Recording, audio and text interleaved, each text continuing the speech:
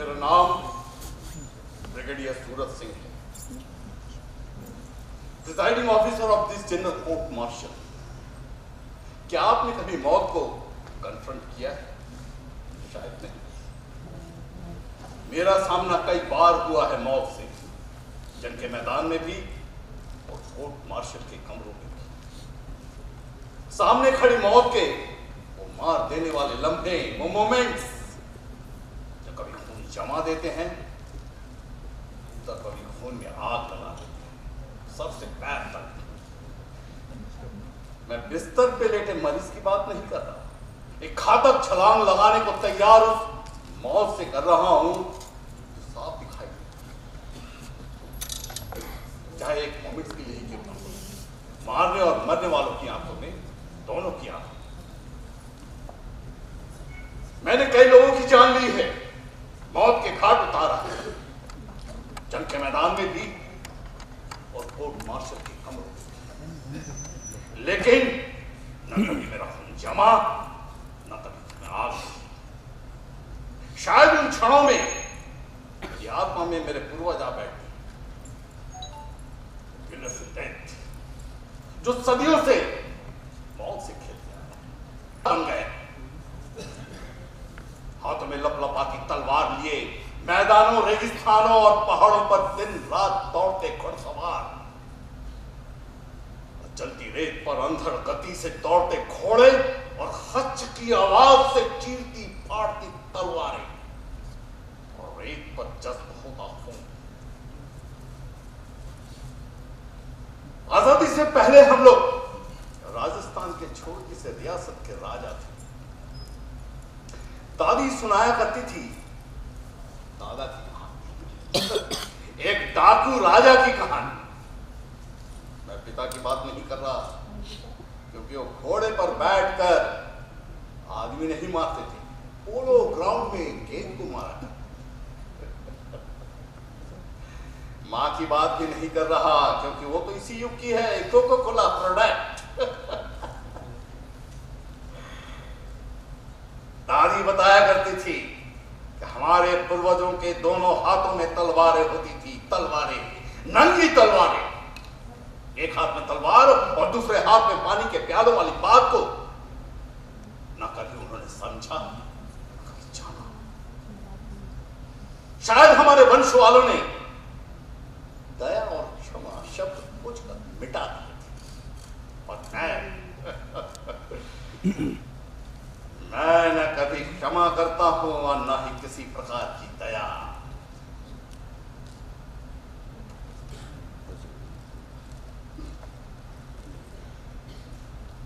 पिछले युद्ध की याद अब भी आती है, जिस्म को सनसना देने वाली याद। बाकी बचे 3 सैनिकों के साथ दुश्मन चौकी पर धावा बोल गया। मेरे यूनिट के गोरखा सैनिकों की खोखरियां, खोपच दुश्मनों का सर काटती खोखरियां और गले में लटकती ग्रेनेडों की माला से एक एक ग्रेनेड उतार कर फेंकता कैप्टन सूरज सिंह।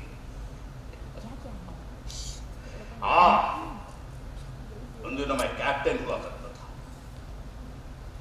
किसी विदेशी पत्रकार ने मेरे फोटो के साथ कैप्शन दिया था, द लायन विद ग्रेनेड। पीठ पीछे आज भी मुझे ग्रेनेड सिंह कहते हैं।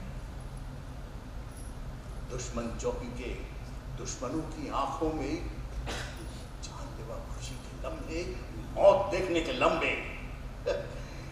उन खुशियों का आनंद कभी लिया है आपने? शायद नहीं। हम लोगों के जीवन में ऐसे मोमेंट्स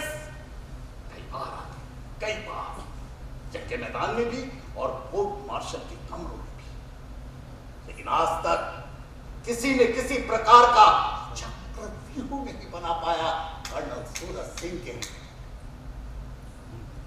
क्योंकि मुझे चक्रव्यूह में प्रवेश करने और बाहर निकलने की रणनीति आती है, क्योंकि मैं चीते की तरह बेआवाज चलता हूं और शेर की तरह दहाड़ लगाकर छलांग लगाता हूं, एक प्राण घातक छलांग, एक जानलेवा छलांग। लेकिन एक बार,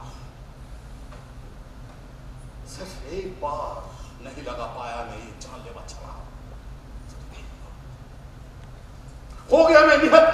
सामने न कोई जंग, न कोई दुश्मन, छिन गए दोनों हाथों से तलवारें। पहली बार दादी के सुनाए कहानी के किस्से सब झूठे पड़ गए, बिल्कुल झूठे। पहली बार इस दिल दहला देने वाला सत्य का पता चला कि जब हम किसी की जान लेते हैं तो हमारे प्राणों का भी एक हिस्सा मर जाता है मरने वाले से। क्या सच उतना ही होता है जितना दिखाई दे, समझ में आए? नहीं, सच हथेली में उगाया अंगारा होता है, अंगारा, एक धड़कता अंगारा। आपने कभी पकड़ा इस धड़कते अंगारे को? शायद नहीं, मैंने, कर्नल सूरज सिंह ने पकड़ा इस धड़कते अंगारे को एक बार, सिर्फ एक बार।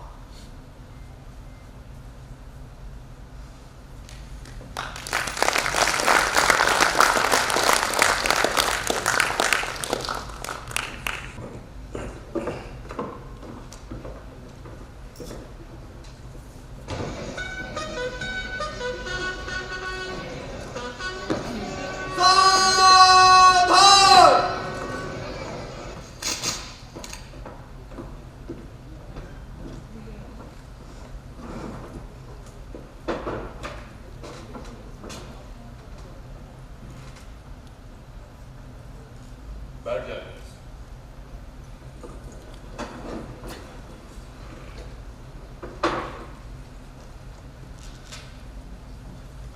अजयपुरी कोर्ट मार्शल की कार्रवाई शुरू करें।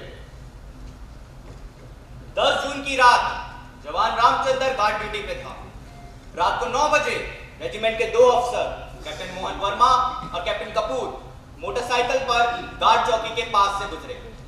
जवान रामचंद्र ने इन 2 अफसरों पर सरकारी राइफल से गोली चला दी। कैप्टन मोहन वर्मा की हादसे की जगह पर ही मौत हो गई। कैप्टन कपूर गंभीर रूप से घायल हो गया। कैप्टन कपूर बच गया क्योंकि गोली उसके बाएं कंधे के पास लगी थी। अगर उसे तुरंत मिलिट्री हॉस्पिटल ना पहुंचाया जाता, ऑपरेशन ना होता, तो उसकी भी मौत हो जाती, यकीनन मौत। डॉक्टरों की रिपोर्ट के मुताबिक गोली अगर 2 इंच नीचे हार्ट पर लगती तो कैप्टन कपूर के बच जाने का सवाल ही नहीं था।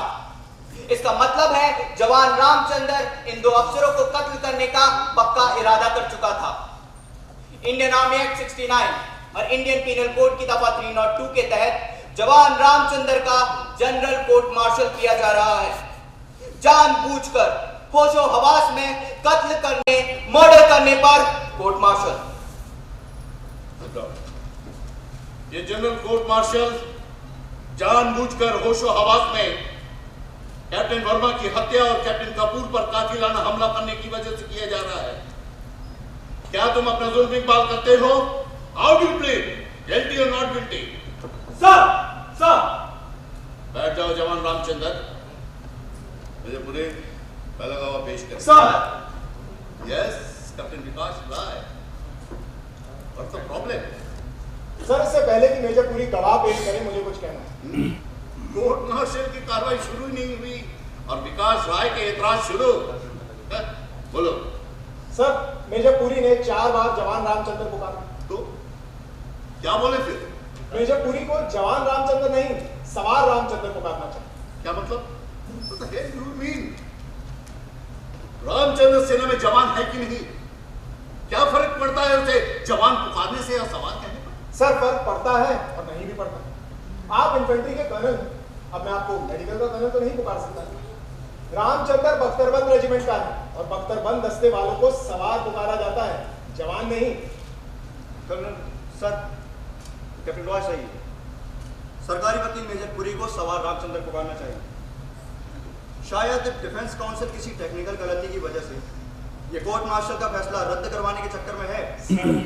सेना के कानून विभाग ने आप जैसे सीनियर अफसर को सलाहकार जज एडवोकेट बनाकर भेजा। आपके होते हुए कोई तकनीकी गलती क्यों कर हो सकती है? जीवन और मृत्यु के निर्णय तकनीकी आधार पर नहीं, जो सच है उस पर होते हैं।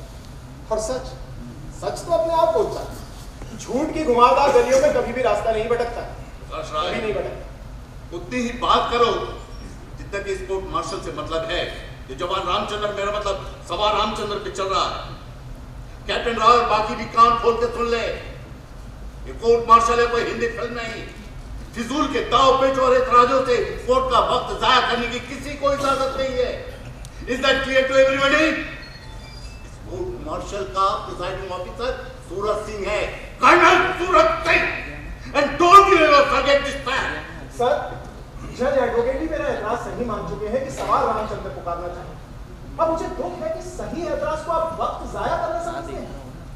आपको अगर यही लगता है कि मैं फालतू बातों पर एतराज करता हूं तो किसी और अफसर को बचाव वकील लगवा लें, मैं दिल्ली वापस चला जाऊंगा। डोंट थ्रेटन मी।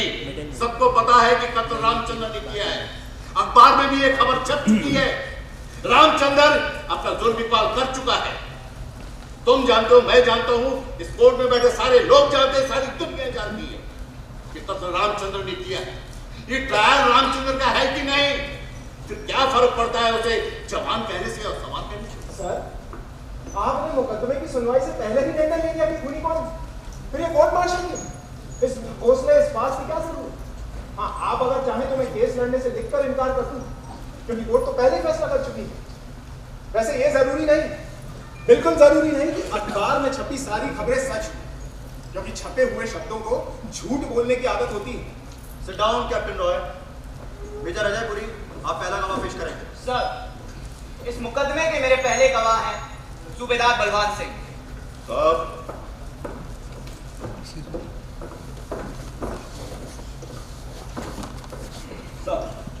सूबेदार साहब, 10 जून की रात 9 बजे आप कहाँ थे?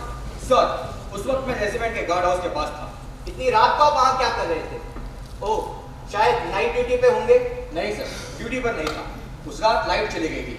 मेरा क्वार्टर गार्ड हाउस के नजदीक है, इसलिए गार्ड हाउस के पास वाले मैदान में हवलदार राजसिंह के साथ टहल रहा था। उस वक्त गार्ड ड्यूटी पे कौन था? जवान, मेरा मतलब सवार रामचंद्र। 10 जून की रात 9 बजे आपने क्या देखा? सर बताया ना, लाइट चली गई थी, इसलिए साफ साफ कुछ दिखाई नहीं दिया। गार्ड हाउस के थोड़े फासले पर एक मोटरसाइकिल। साफ कुछ दिखाई नहीं दिया, शायद चश्मा नहीं पहना होगा आपने उस रात। सर, मेरी नजर 100% ठीक है, मैं चश्मा नहीं लगाता। लेकिन साहब, अभी आपने खुद बताया कि साफ साफ सर, लाइट चली गई थी। सूबेदार साहब, बिजली चली गई थी तो क्या हुआ? 10 जून को पूरे चांद की रात थी, आप गार्ड हाउस से 100 मीटर के फासले पर टहल रहे थे।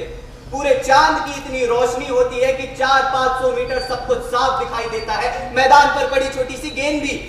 खैर छोड़िए, जो मोटरसाइकिल गार्ड हाउस के पास से गुजरी उस पर कितने आदमी बैठे थे? 2। क्या उन्होंने हेलमेट डाल रखा था? नहीं। फिर तो आपने उन्हें पहचान लिया होगा। जी सर, कैप्टन वर्मा मोटरसाइकिल चला रहे थे और कैप्टन कपूर उनके पीछे बैठे थे। ठीक, अगर इतनी दूरी से चलती